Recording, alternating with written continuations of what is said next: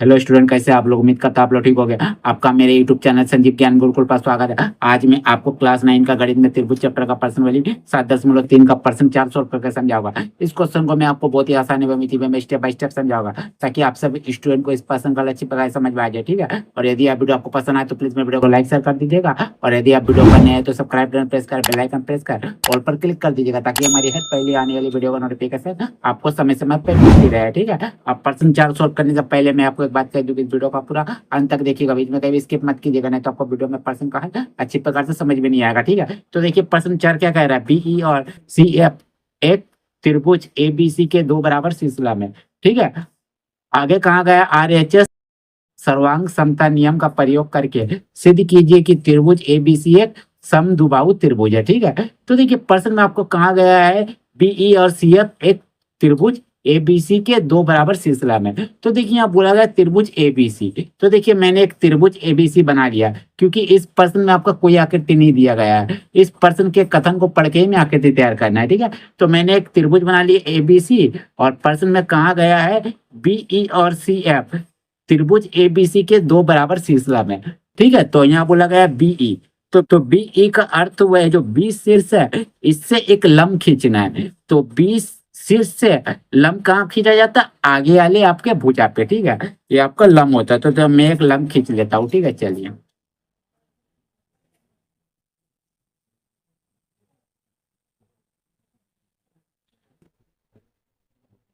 लीजिए, मैंने एक लंब खींच लिया। ठीक है, और बोला गया है सी एफ और एक लंब खींचना है। ठीक है, तो सी शीर्ष से आपको हम लोग मैं लंब खींचूंगा किसके? इसका सामने वाला भुजा यानी ए बी पर। ठीक है, तो खींचता हूँ, चलिए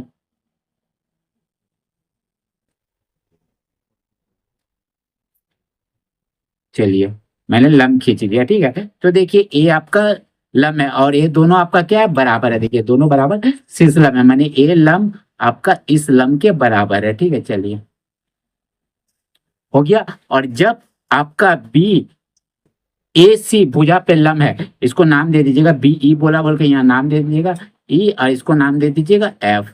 ठीक है, सी एफ। ठीक है, और जब बी ई ए सी भुजा पर लंब है तो ये क्या बनाएगा? 90 डिग्री का कोण बनाएगा, माने यहाँ भी समकोण होगा, यहाँ भी समकोण होगा। ठीक है, इसी प्रकार सी एफ जब ए बी भुजा पर लंब है तो ए भी आपका 90 डिग्री का कोण बनाएगा। ठीक है, इधर भी इधर भी। ठीक है, अब हमें आगे प्रश्न में कहा गया है आर एच एस सर्वांग समता नियम का प्रयोग करके सिद्ध कीजिए कि त्रिभुज एबीसी एक समद्विबाहु त्रिभुज है। माने आपको सिद्ध करना है कि जो त्रिभुज एबीसी है एक समद्विबाहु त्रिभुज। समद्विबाहु का त्रिभुज का अर्थ होता है जिसके त्रिभुज के दो भुजा आपस में बराबर हो। तो देखिए, तो मान लीजिए आपका त्रिभुज ए बी सी, इसमें ए बी बी सी या ए सी बी सी या ए बी ए सी, इन तीनों भुजाओं में कोई दो भुजा आपका बराबर हमें सिद्ध करना है। ठीक है, तो हम लोग अधिकतर करते ए बी और ए सी को ही सिद्ध करते हैं। ठीक है, तो देखिए ए बी और ए सी को सिद्ध करने के लिए हमें एक कंडीशन दे दिया गया प्रश्न पे कि आर एच एस सर्वांशता नियम का प्रयोग करिए। अब आर एच एस सर्वांशता नियम क्या होता है? आर एच एस का मतलब होता है आर माने राइट एंगल, माने समकोण, एच माने होता है हाइपोटेनियस यानी आपका कर्ण, और एस माने होता है साइड यानी भुजा। ठीक है, तो हमें क्या करना है? समकोण कर्ण भुजा इनका प्रयोग करके इनको सिद्ध करना है। ठीक है, तो इस त्रिभुज में हम क्या करेंगे? दो त्रिभुज लेंगे। ठीक है, दो त्रिभुज लेंगे, क्या एक आपका लेंगे, देखिए बी ई भुजा किसमें है? इस त्रिभुज में। देखिए बी ई सी, तो हम लोग लेंगे बी ई सी त्रिभुज, और एक लेंगे आपका सी एफ किस त्रिभुज में है? C F B. देखिए सी एफ इसमें है, तो सी एफ बी ये त्रिभुज लेंगे। ठीक है, और इन दोनों त्रिभुजों हम लोग क्या करेंगे? सर्वांशम करेंगे। जब ये दोनों त्रिभुज सर्वांशम हो जाएगा तो हमारा सिद्ध हो जाएगा कि त्रिभुज ए बी सी एक समद्विबाहु त्रिभुज है। ठीक है, कैसे सिद्ध होगा? जब ये दोनों सर्वांशम हो जाएगा तो क्या होगा? इसके जो सामने का कोण है वो भी बराबर होगा, और जब दोनों कोण बराबर होगा तो इसका जो सम्मुख भुजा होता है वो भी आपस में बराबर होता है सीपीसीटी नियम के अनुसार। ठीक है, तो हम लोग क्या करेंगे? जो पहले दिया हुआ उसको हम लोग लिख लेते हैं, और जो सिद्ध करना उसको लिख लेते हैं, उसके बाद आगे बढ़ते हैं सवाल पे। ठीक है, तो हम लोग लिखते हैं हल, लिखते हैं दिया है, दिया है। देखिए क्या दिया गया है? दिया है आपका, यहाँ लिखिएगा आपका ए बी सी एक त्रिभुज है। त्रिभुज है, ठीक है, त्रिभुज है जहां जहां बी ई और सी एफ दो बराबर दो बराबर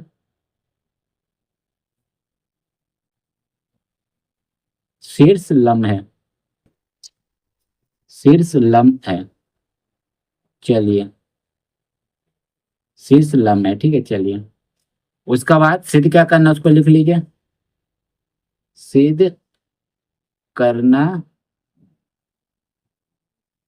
है, देखिए सिद्ध करना है आपको, त्रिभुज एबीसी एक समद्विबाहु त्रिभुज है, ठीक है। तो हम लोग लिख ले रहे हैं त्रिभुज ए बी सी एक समद्विबाहु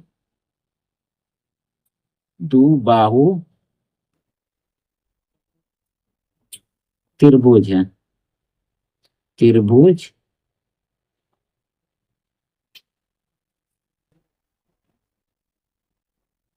है, ठीक है। ये आपको सिद्ध करना है, चलिए ठीक है। अब देखिए, अब हम क्या करेंगे, इसको सिद्ध करेंगे। तो इसको सिद्ध करने के हम लोग क्या लिखेंगे, यहाँ लिखेंगे हम लोग प्रमाण, ठीक है, क्योंकि हम इसको प्रमाणित करेंगे किस प्रकार से सिद्ध हुआ है, तो लिखेंगे प्रमाण।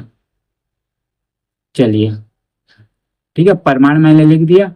चलिए अब देखिए प्रमाण में हम क्या करेंगे, देखिए प्रमाण में हम लोग दो त्रिभुज लेंगे, ठीक है। क्या का त्रिभुज लेंगे, त्रिभुज बी ई सी। क्यों लेंगे बी सी, क्योंकि बी ई भुजा देखिए आपका किसमें है, बी ई सी में, तो बी ई सी लेंगे। तो लेंगे त्रिभुज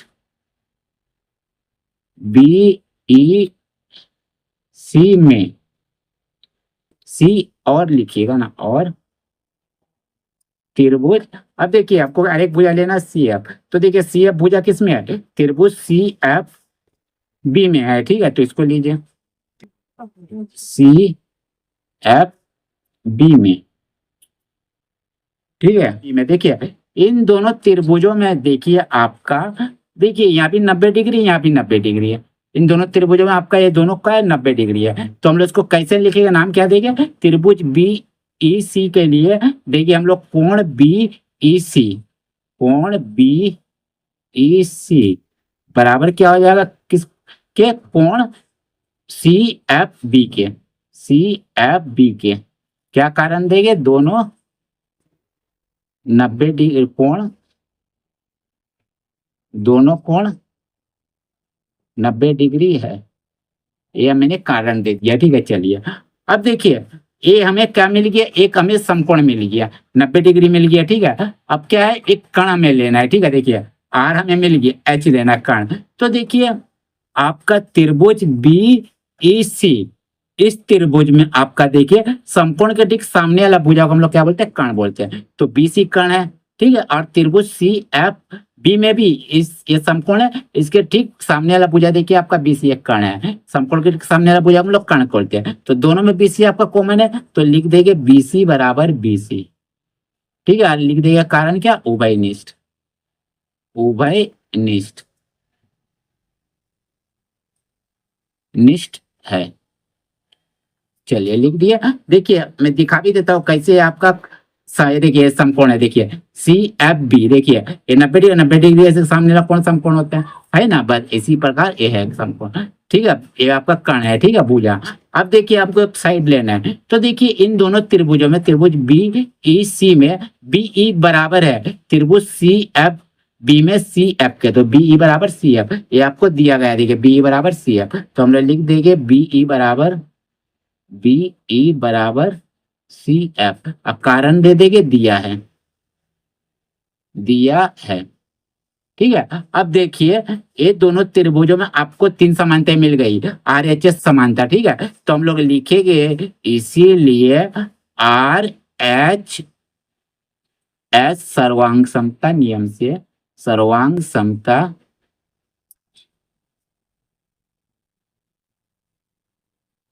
नियम से क्या करेंगे, त्रिभुज आपका बी ई सी आपका सर्वांगसम हो जाएगा, किस त्रिभुज के, त्रिभुज सी एफ बी के, सी एफ बी के, ठीक है, ये सर्वांसम हो गया। और हम लोग जानते हैं कि जब दो त्रिभुज सर्वांसम होता है तो उसका प्रत्येक कोण, माने इस दोनों त्रिभुजों का प्रत्येक कोण, एक कोण, ठीक है, एक कोण भुजा और प्रत्येक भुजा आपका बराबर होता है। तब त्रिभुज बी ई सी के लिए एक कोण और त्रिभुज सी एफ बी के लिए एक कोण, ये दोनों कोण आपका बराबर है।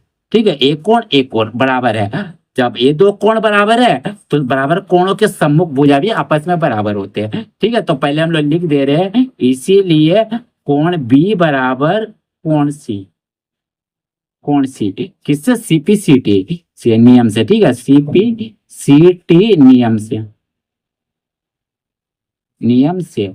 सीपीटीसी का नियम का मतलब होता है सर्वांसम त्रिभुज संगत अव्यय नियम के अनुसार। ठीक है, माने प्रत्येक कोण और प्रत्येक भुजा बराबर होता है दो सर्वांसम त्रिभुजों के। ठीक है, तो जब कोण बी कोण सी के बराबर है तो इसका जो सम्मुख भुजा होता है वह भी आपस में बराबर होगा। माने कोण बी का जो सम्मुख भुजा AC बराबर होगा कोण सी के सम्मुख भुजा AB के बराबर। तो हम लोग यहाँ लिख सकते हैं, इसीलिए AB बराबर क्या, AC। अब कारण दे देंगे, सर्वांसम त्रिभुजों